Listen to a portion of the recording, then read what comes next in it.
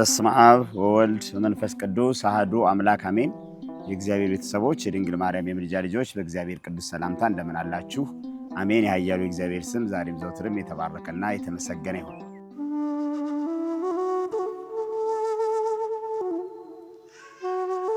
መለወጥ ባለብኝ ጊዜ አልተለወጥኩም። በሁለቱም ማንነት በዓለማዊም በመንፈሳዊም ይሄን የሚያስቡ አሉ። ለምሳሌ ጓደኛዬ ከኔ ጋር ተምሮ እንደዚህ ስራ ያዘ፣ በሚሊዮነር ሆነ፣ ቢሊዮነር ሆነ፣ ሀብት በሀብት ሆነ። ጥሩ ነው እንዴ? ጥሩ ነው እኮ ጓደኛ ሀብታም መሆኑ አይከፋም። ጥሩ ነው፣ ማግኘቱ መጥፎ አይደለም። ነገር ግን አንተ እንደሱ ካልሆንኩ በዚህ ጊዜ ማለት ደግሞ የለብህም። በቃ አንተ ጥረት አድርግ። ምናልባት ከጥረት ጉድለት የተነሳ ከሆነ ያላገኘው ጥረት አድርግና እግዚአብሔር ይሰጣል። ካለበለዚያ የማይጠቅምህም ከሆነ ደግሞ እግዚአብሔር አይሰጥህም። ስለዚህ አንተ ያለህ አሁን ይበቃኛል በል። ያለኝ ይበቃኛል ማለት ጥሩ ነው። ክርስትና በመጠን መኖር ነው። ስለዚህ ያለኝ ይበቃኛል፣ ይሄ ያስኩት ነገር እግዚአብሔር ሆይ እችን ጥቂቷን ነገር ባርክልኝ። አንተ ስትባርከው ጥቂቱ ይበቃል አይደለ? ጌታም እኮ ያላት አይዞ አንቺ ማርታ አይደል ያላት ያላዛርን እህት ጌታ የሚበቃው ጥቂት ነው፣ ስለ ብዙ ነገር አትጨነቂ። ማርያም ሰሐሬት መክፈል ተሰናይ ዘኢያይድዋ። ስለዚህ ማርያምስ የማይቀሟትን በጎ ዕድል መረጠች። የማይቀሟት በጎ ዕድል የእግዚአብሔር ቃል ነው፣ መንግስቱ ነው፣ ጽድቁ ነው። ስለዚህ እሱን ምረጭ፣ እሱን ፈልጊ። ሌላው የጓዳው ነገር፣ የምግቡ ነገር፣ የሚበላው ነገር፣ የሚጠጣው ነገር ጥቂት ነገር ነው የሚበቃው። እሱም ደግሞ እግዚአብሔር ይጨምርላችኋል። ብዙ የሚያስፈልገው መንፈሳዊ ነገር ነው። ብዙ የምንኖርበት ወደፊት በስጋ ማንነት አይደለም። ብዙ ህይወት፣ ዘላለማዊ ህይወት፣ ከእስከ የሌለው ህይወት የምንኖረው መንፈሳዊ ዓለሙ ነው። ያ መንፈሳዊ ዓለም ስለዚህ የተመረጠ ዓለም ነው። ብዙ መፈለግ፣ ብዙ መሻት ያለብን ያን ዓለም ነው። ያ ዓለም ነው። ስለዚህ ያ ዓለም ምን ያስፈልገዋል ከተባለ ብዙ መሻት፣ ብዙ መፈለግ፣ ብዙ ድካም ያስፈልገዋል። ነገር ግን ለስጋዊ ኑሯችን ደግሞ ጥቂት ብንደክም እግዚአብሔር ያን ጥቂት እየባረከ ያበዛልናል፣ ያሰፋልናል ማለት ነው እንጂ እንዲያው እጃችሁን እግራችሁን አጣጥፋችሁ ቁጭ በሉና እኔ እሰጣችኋለሁ እያለን አይደለም እግዚአብሔር። ስለዚህ አንተ ሰነፍ፣ አንተ ታካች ወደ ግብረ ጉንዳን ሂድ እያለም ጠቢቡ ሰሎሞን በመጽሐፈ ምሳሌ ላይ ይናገራል። ወደ ግብረ ጉንዳን ሂድ። እስኪ ግብረ ጉንዳን ምንድን ነው የምታረገው አይደል እንዴ? በክረምት አቅም ስለሌላት ጎርፉ ስለሚወስዳት አስቀድማ በበጋ ምግቧን ታዘጋጃለች። አስቀድማ ማለት ነው ምግቧን ታዘጋጃለች። ከዛ በኋላ በክረምት ምን ታረጋለች? ይሄ ማለት በነገራችን ላይ አስቀድመን ጽድቁን፣ መንግስቱን፣ የነፍሳችን ነገር መሰብሰብ ሞት ሳይመጣ፣ የመከራው ዘመን ሳይመጣ፣ ክረምቱ ሳይመጣ፣ ጭንቀቱ ሳይመጣ ሽሽታችን በጭቃ ጊዜ፣ በኃጢአት ጊዜ፣ በሰቆቃ ጊዜ እንዳይሆን ጭቃ እንደሆነ ሰውነታችን በንጽህና ሳይጸዳ፣ በቅድስና ሳይጸዳ፣ በሂጾጵ ታጥበን ሳንነጻ፣ መንፈሳዊ ማንነት ሳይኖረን፣ ቅድስና ሳይኖረን ክረምት በተባለ በመንፈሳዊ ልምላሜ ብቻ ቅጠል ብቻ ፍሬ በሌለበት ፍሬ ሳናፈራ፣ መንፈሳዊ ፍሬ ሳናፈራ ወደ እግዚአብሔር እንዳንወሰድ፣ ሰማያዊ ኑሯችንን እንዳናጣ፣ መንፈሳዊ ዓላማችንን እንዳናጣ ወደ ግብረ ጉንዳን ሂድ። ትጋቷን ከሷ ተማር። መንፈሳዊ ኃይል፣ መንፈሳዊ ማንነት ከሷ ተማር። አስቀድመህ ጽድቁን፣ አስቀድመህ መንግስቱን፣ አስቀድመህ ዘላለማዊ ህይወቱን ተመኝ። በንስሐ ታጥበህ በቅዱስ ቁርባን ታትመህ ተዘጋጅ ተጠብቅ። ድለዋኒክሙ ንበሩ እንዳለ ተዘጋጅታችሁ ጠብቁ። ተዘጋጅታችሁ ስትጠብቁ ያኔ ሞት በፈለገበት ጊዜ ቢመጣ ለክርስቲያኖች የሚያሰጋ የሚያስጨንቅ አይደለም ሲለን ነው። ስለዚህ መለወጥ በመንፈሳዊ መለወጥ ከሆነ ጭንቀታችን ጥሩ ነው። ነገር ግን እሱም ቢሆን መጨነቅ ሳይሆን ማሰብ ነው የሚያስፈልገው፣ መዘጋጀት ነው የሚያስፈልገው፣ ማድረግ ነው የሚያስፈልገው። ለምሳሌ አንድ ሰው ቆርቤያለሁ ለምን ዛሬውኑ አልተቀደስኩም ማለት የለበትም። ለምን ዛሬውኑ ንጹህ አልሆንኩም ማለት የለበትም። እንዴ ስለቆረበ ዛሬውኑ ንጹህ አይሆንም። ቀስ በቀስ ነው። እሳት ቀስ እያደረገ አይደል የሚያበስለው ምግብን። ስለዚህ ቅዱስ ቁርባኑም እሳት ነው። ስለዚህ እሳት ቀስ በቀስ ምግብን እንደሚያበስለው ሁሉ እኛም ደግሞ ቀስ በቀስ በመንፈሳዊ ማንነታችን እያደግን እየጎለመስን እንደምንሄድ ማሰብ። አንደኛ ቆሮንቶስ ምዕራፍ 16 ቁጥር 13 ንቁ፣ በሃይማኖት ቁሙ፣ ጎልምሱ፣ ጠንክሩ ነው የሚለው። ስለዚህ መንቃት ነው። ቅዱስ ሥጋውን ክቡር ደሙን መቀበል አሁን ነቅተናል ማለት ነው። ከዛ ደግሞ መጎልመስ፣ መጠንከር፣ እንደዚህ እያለ እድገቶች፣ መንፈሳዊ እድገቶች፣ መንፈሳዊ ደረጃዎች ቀስ በቀስ የሚመጡት እንደዛ ነው። ፍጹምነት ደረጃ ላይ በአንዴ እንዴት ይደረሳል እንዴ?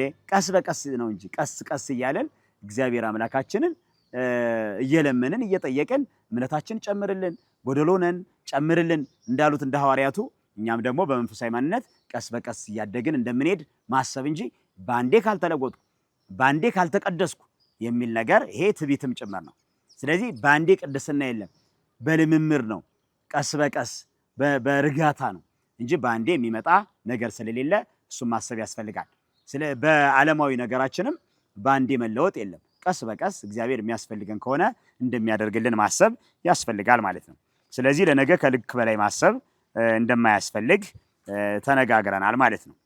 ሌላው የጭንቀት መፍትሄ መንስኤ ምንድነው ከተባለ ብቸኛ ነኝ፣ ዘመድ የለኝም፣ ሰው የለኝም ብሎ ማሰብ ነው። በነገራችን ላይ በመዝሙር 26 ቁጥር 10 ላይ እስመ አቡየ ወእሜየ ገደፉኒ ወእግዚአብሔር ተወክፈኒ ይላል። እናት አባቴ ትተውኝ ነበረ፣ እግዚአብሔር ግን ተቀበለኝ ይላል መዝሙረኛው ዳዊት። የሚገርም ነው።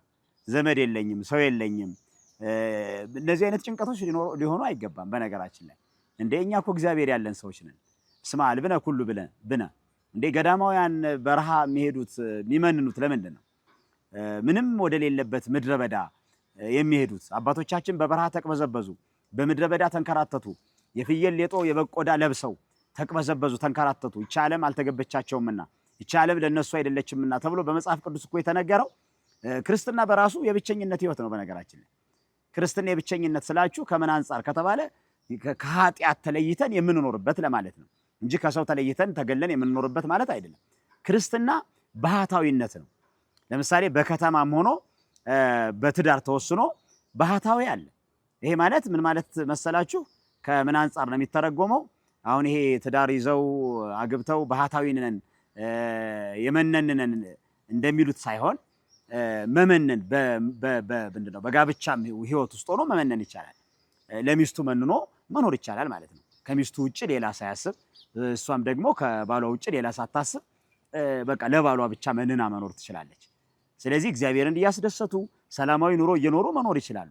ስለዚህ ክርስትና የብቸኝነት ህይወት ነው የሚለው ሲተረጎም ከምን አንጻር ነው ሲባል ከኃጢአት ተለይቶ የመኖር፣ በቅድስና የመኖር፣ በንጽህና የመኖር፣ ኃጢአትን ቻው ብሎ ንጽህናን ደግሞ ተቀብሎ የመኖር፣ ንጽህናን ሰላም በሏት፣ ቅድስናን ሰላም በሏት፣ ኃጢአትን ግን ቻው በሏት ለማለት ነው። ኃጢአትን በቃ ከዚህ በኋላ አንገናኝም፣ አንቺ አታስፈልጊኝም፣ እኔ በንጽህና በቅድስና ማማ ውስጥ መቀመጥ እፈልጋለሁ ብሎ ማሰብ ማለት ነው። እና በዚህ መንገድ ማሰብ ያስፈልጋል። ስለዚህ ለዚህ እኮ ነው ምርሃኒ እግዚኦ ፍኖተከ ያለውም ለዚያ ነው። ስለዚህ አቤቱ መንገድህን ምራኝ ጌታዬ ሆይ፣ ያንተ መንገድ በአንተ መንገድ ለተጓዙ ሰው የለኝም አያስብልም። እግዚአብሔር እያለን ድንግል ማርያም እያለችን ቅዱሳኑ እያሉን እንዴት ነው እኛ ሰው የሌለን? ሰው አለን እንጂ በጣም ሰው አለን። እንዴ አሐዱስ ሶበ ማርያም ተወልደ በለቢሰ ሥጋ ኮነ እነ ዘመደ የሚለውስ ምንድን ነው እንዴ? አንዱ ከማርያም በተወለደ ጊዜ ዘመድ ሆነን አይደል የተባለው? ክርስቶስ ዘመድ ሆነን እኮ እንደ እኛማ እኮ በራሳችን ምክንያት ከዘመድ ገነታችን፣ ከዘመድ ርስታችን፣ ከዘመድ ከእግዚአብሔር አምላካችን ከዚህ ሁሉ ተለይተን ነበር። ከራሳችን ሰውነት ሳይቀር ከራሳችን ማንነት ሳይቀር ተጣልተን ነበረ። ከነፍሳችን ከስጋችን ከዘመዳችን ተጣልተን ነበረ። ከዛ ራሱ ክርስቶስ ዘመድ ሆነን። ስለዚህ ክርስቶስ ዘመድ ሆነን ማለት ክርስቶስ ዘመዱ የሆነለት ሰው፣ እግዚአብሔር በውስጡ ያለ ሰው። እስመ አልብነ ኩሉ ብነ ምንም የሌለን ስንባል ሁሉ የኛ ነው አይደል ያለው። ስለዚህ እግዚአብሔር ያለው ሰው የለኝም፣ ዘመድ የለኝም፣ ቤተሰብ የለኝም፣ ጎረቤት የለኝም ሊል አይችልም። እንዴ አንተ አቡነ ወአንተ ምን አይደል የሚለው ቅዱስ ያሬድ ጌታን። አንተ አባታችን እናታችን ነህ። ክርስቶስ አባታችን ነው፣ እንደገና እናታችንም ነው። ስለዚህ ለዚህ እኮ ነው እናት አባት የሞተበትን የምትረዳው እየተባለ በኪዳን ላይ ጓለ ማውታ። ስለዚህ እናት አባት የሌላቸውን ጧሪ ቀባሪ የሌላቸውን እግዚአብሔር አምላካችን ሁሉን ያስባል። ለሁሉ እናት አባት ነው። እናት አባት ላለውም እናት አባት ነው። እናት አባት ለሌለውም እናት አባት ነው። ስለዚህ ክርስቶስ ሁሉ ነገራችን ነው ማለት ነው። ቅዱሳኑ አሉን፣ ወንድሞች አሉን መላእክት። ቅዱሳኑ በሙሉ ወንድሞቻችን ናቸው፣ አማላጆቻችን ናቸው። እመቤታችን እናታችን አለች። ስለዚህ ሁሉ ያለው ሰው ዘመድ የለኝም ቤተሰብ የለኝም እያለ የሚጨነቅ ከሆነ ክርስትናው ምኑ ላይ ነው? ክርስትናው ምኑ ላይ ነው? ምኑ ላይ ነው ክርስትናው? ታዲያ በምን እንለያለን? በምን እንለያለን? ከዓለማውያን ሰዎች ከሌሎች የእምነት ድርጅቶች በምንድን ነው የምንለየው? ክርስቲያን መሆናችን በምን እንለያለን? ክርስቲያንም ሆነን የምንጨነቅ ከሆነ፣ ቅዱሳኑ እንደ ደመና ከበውን የምንጨነቅ ከሆነ፣ ድንግል ማርያም ካጠገባችን ሆና የምንጨነቅ ከሆነ፣ እግዚአብሔር ከኛ ጋር ሆኖ የምንጨነቅ ከሆነ ምንድን ነው ትርጉማችን? ምንድን ነው የክርስትና ትርጉሙ? የክርስትና ትርጉሙ እኮ ከክርስቶስ ጋር መኖር ነው። በክርስቶስ ለክርስቶስ ከክርስቶስ ጋር መሆን፣ በክርስቶስ መኖር፣ ከዛም በኋላ ፍጻሜያችን ክርስቶሳዊ መሆን ነው። ስለዚህ በዚህ ማንነት የሚኖር ክርስቲያን ራሱን ማስጨነቅ የለበትም።